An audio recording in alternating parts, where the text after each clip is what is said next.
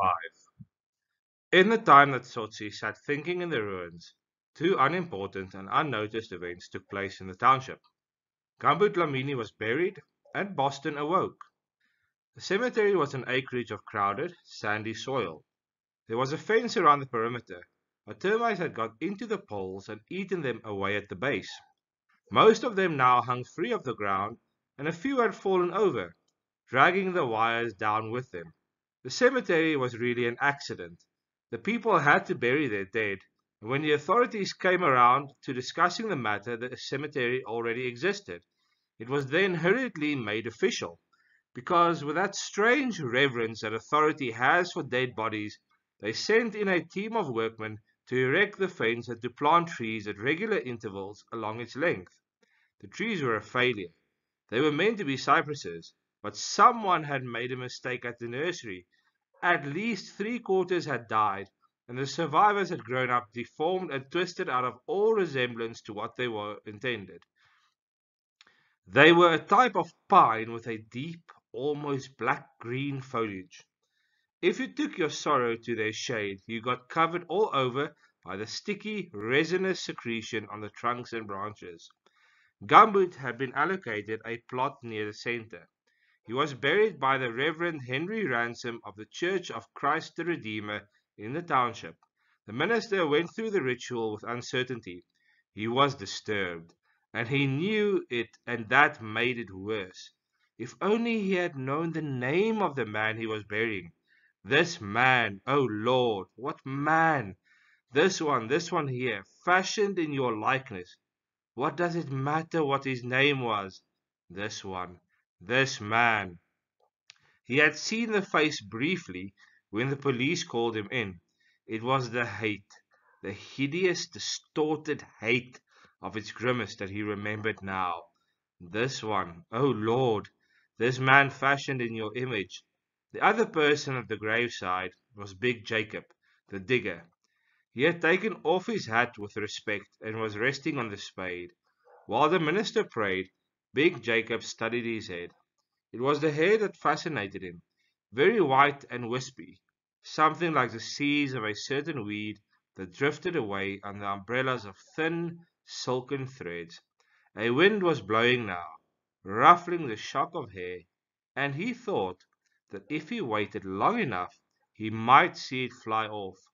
The Reverend Henry Ransom crossed himself and looked up at the sky with a frown. Big Jacob looked down and played with the brow of his hat. "Who is he?" he asked. The minister looked at him once, very quickly, then back at the sky.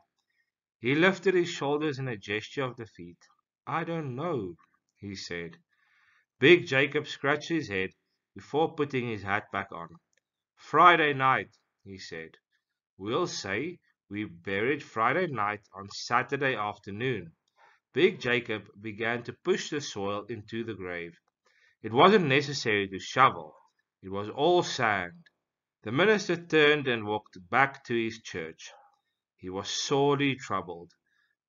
Boston awoke, and the first thing he saw was the little boy, standing quite still, watching him over the bicycle wheel rim he was using as a hoop.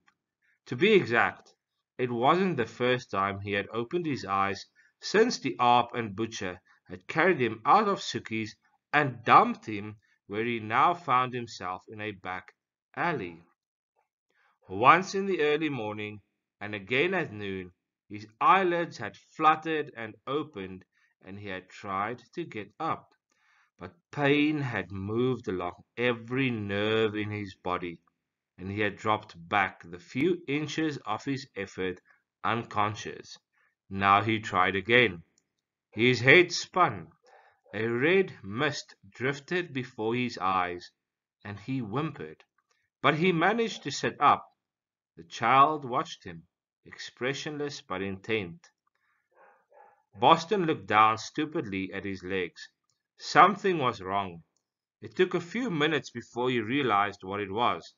Somebody had stolen his trousers, his good grey flannels, most probably while he was unconscious.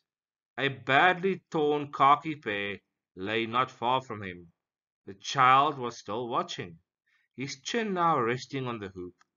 Boston opened his mouth, but found he couldn't make intelligible sound. He gestured at the trousers, but the little boy ran away, with a furious flurry of his short legs, playing his hoop in front of him with a short stick. There was nothing for Boston to do but crawl across to the trousers. It took a long time, and when he reached them he was crying. Every move had brought its own individual wave of pain.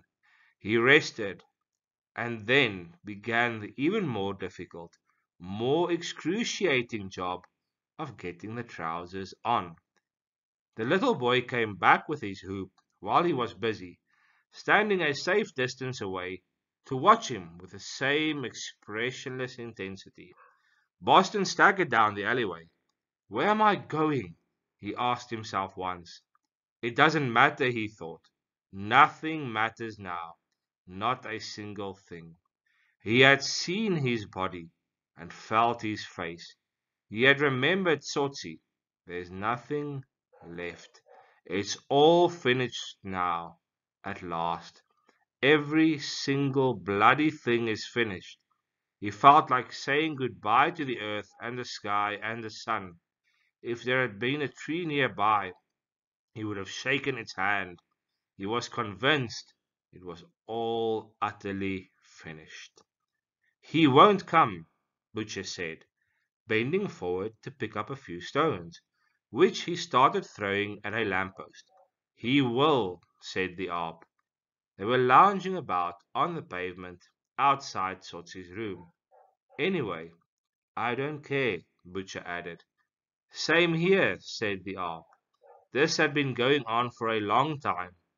The trouble was, neither of them knew what to think about the fight at Suki's last night, whether or not Tsotsi had included them in his attack on Boston. They had been discussing the matter ever since. Did it mean, for example, that the gang was finished, or just Boston? He certainly was. He was more finished than anything they had ever seen. He was so finished, he was almost dead. Suki hadn't been able to help. I heard nothing, I tell you. Just all of a sudden like Boston cries. What was Tsotsi doing, kicking him? What's he say? Who? Tsotsi? Nothing. And Boston? He was crying, man, like I tell you.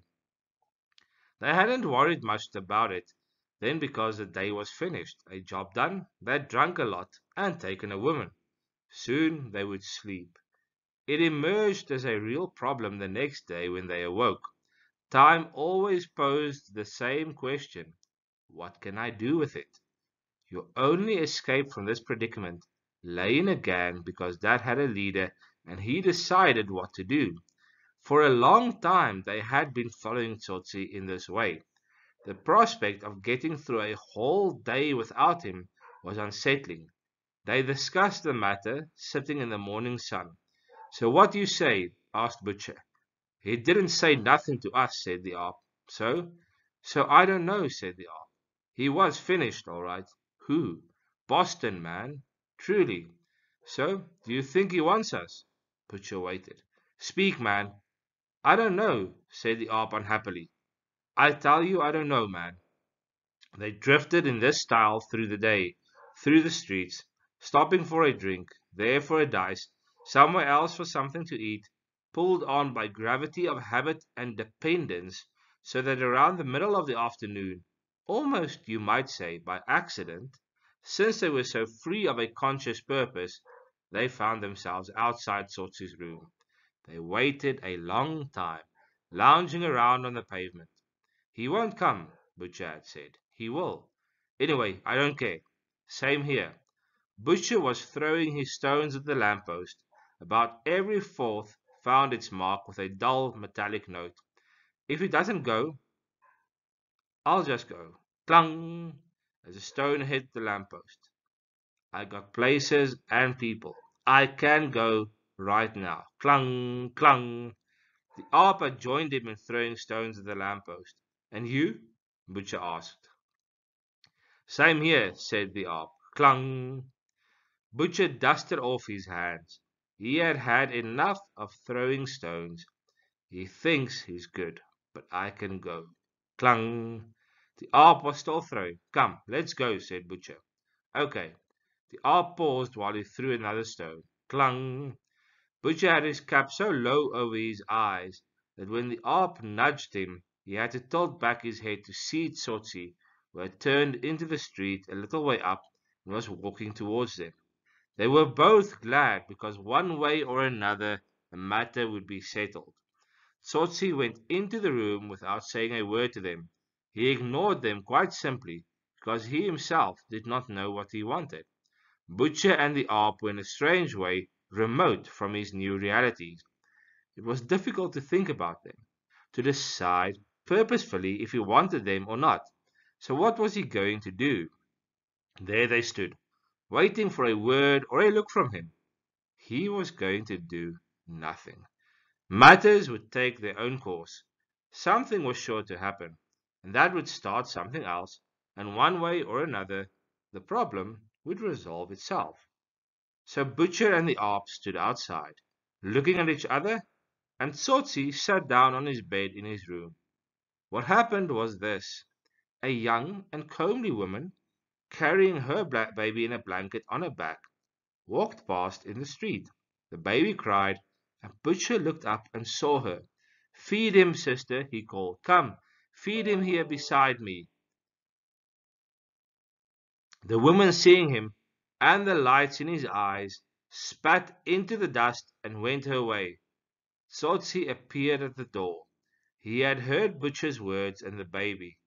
Encouraged by Tsotsi's interest, Butcher stepped away from the wall and called out to the back of the woman, If you got no milk, sister, let him suck me. He turned to Tsotsi and smiled and said, Nyama, which means meat. Tsotsi was looking at this woman. There was a thought there, a big thought. Butcher pulled his hat even lower over his eyes and walked up to Tsotsi. Shall you find one and play? He asked. Tsotsi shook his head. Later, he said, and he was referring to the big thought Butcher's words had put into his mind. But by then the ice was broken. He had made contact with them again. So he said, Come, and turned back inside. Butcher and the Arp followed him happily. When they had settled down at the table, Butcher screwed up his nose and looked around the room. Jesus, what smells in here? He asked. Tsotsi said nothing, but went to a corner and rolled up the reeking swaddling clothes and threw them into the backyard, where almost immediately a host of flies descended on them, and later a small and hungry dog dragged them away to a corner. They missed Boston that afternoon. They missed his lot of words. Butcher tried his best, but told each of his 4 stories in a few words. Once I took a man on the trains, and he had 100 pounds. What else was there to say about the matter? 100 pounds. Or the time of his escape. We killed him in the Quela van. We jumped on him. Boston would have gone on forever with a sentence like that. The 4 of us did jump on him and kick him. When these 2 were told, there was left only the time he had worked with Morgan Blackjack Mokotso and the white woman whom he caught alone in the house. When those were also told, there was nothing left. They sat in silence, and for a long time the only sound was the strange sucking noises the Arp made when he put his big lips to a beer bottle. Tsotsi surprised them both with his question, Where's Boston? The Arp blinked, and Butcher opened his mouth, but nothing came out. It wasn't the thought of Boston that surprised. He had been constantly but unvoiced in both their minds that afternoon. What surprised them was Tsotsi asking. He was looking at Butcher, waiting for him to speak. I don't know, Butcher said. Tsotsi closed his eyes and then looked into the street. Butcher fidgeted in his seat. He felt that capital should be made of the mention of Boston to keep the words flowing. But how? Maybe at Suki's place, he said. And then later, we left him there at the back. He struggled once more with the silence. He's bad. Vrachtig bad, eh? And he looked at the Arp, who took his lips away from the bottle, said bad, and then had another drink. Then Butcher gave up. The few sparks of interest and word about Boston died away. Tsotsi cleared the subject by ignoring it as abruptly as he had opened it, and that only because he was thinking about condensed milk. He had decided to forget about it when he left the ruin. I have fed it. I have hidden it safe. I will come back tomorrow, he had said to himself. In the meantime, I will carry on as always. It hadn't worked that way. The thought about the shoebox and its contents, the enigma of his memory of the bitch, these slipped back repeatedly into his consciousness, no matter how determinedly he had thrown them out a few minutes before. The simplest thing started the sequence. Butcher had teased a woman, and before Tsotsi knew what was happening, he stood at the door thinking about the baby. A little later, Butcher had smelled the rags, and back it was again. The baby, the shoebox, the blue gums, the bitch, over and over again. Sometimes this cycle extending itself to include another detail like condensed milk, which is why he had asked about Boston. Added to this was another problem, which was much more elusive in Tsotsi's struggle. It started off quite simply, as his awareness of Butcher and the Ark. They were there. He had wondered if they would come, and they had. He himself had taken them in, taken them back, so to speak. Why then did he find himself looking at them at odd moments with something like irritation and impatience? Theirs was a ponderous presence. In a subtle, ill-defined way, it was intrusive, almost an encumbrance.